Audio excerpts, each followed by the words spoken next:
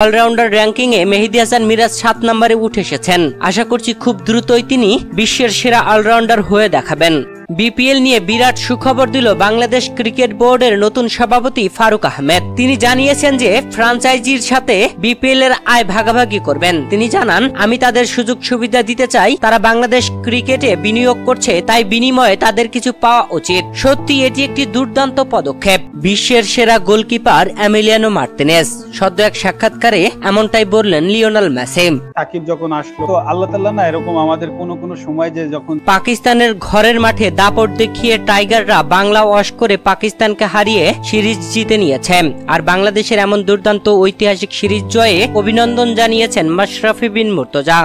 आज Australia England ने Bengal tiger বাংলাদেশের সাথে হেরে গেছে পাকিস্তান। আর বাংলাদেশের সাথে পাকিস্তানের এমন হার নিয়ে নিজ দেশের খেলোয়াড় আহমেদ শেহজাদ এইভাবে ট্রল করলেন যা কেউ কল্পনাই করতে পারবেন না। তিনি একটি ভিডিও বার্তা দেন, যেই বার্তায় তিনি শুরুতেই বলেন, অস্ট্রেলিয়া দলের সাথে পাকিস্তান হেরে গেছে, ও সরি ইংল্যান্ড দলের সাথে পাকিস্তান হেরে গেছে, ও সরি আমার ভুল হয়েছে। বাংলাদেশের বাঘেরা পাকিস্তানকে দ্বিতীয় টেস্টেও দাপটের সঙ্গে হারিয়ে দিয়েছে। গোলরক্ষকে থাকা এমিলিয়ানো মার্তিনেজও রীতিমতো চমকে গেছেন মাতিয়াস সোলের এই শটটি দেখে। দর্শক, বিশ্বকাপ বাছাই পর্বের ম্যাচে চিলির বিপক্ষে মাঠে নামতে যাচ্ছে আর্জেন্টিনা। আর সেই ম্যাচে মাঠে নামার আগে অনুশীলনে মাতিয়াস সোলের এই শটটি দেখে চমকে গেছে সবাই।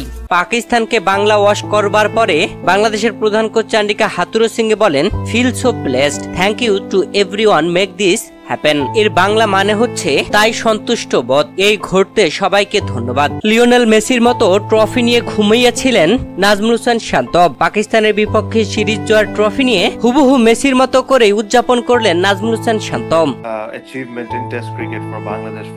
পাকিস্তানের বিপক্ষে বাংলাদেশের দুর্দান্ত জয়ে তামিম ইকবাল বলেন, এটি কেবল দুর্দান্ত। 26 রানে 6 উইকেট হারানো থেকে 2-0 সিরিজ জয়, কি একটি প্রত্যাবর্তন বাংলাদেশের। দলকে অনেক অভিনন্দন, এটা অনেকদিন মনে থাকবে।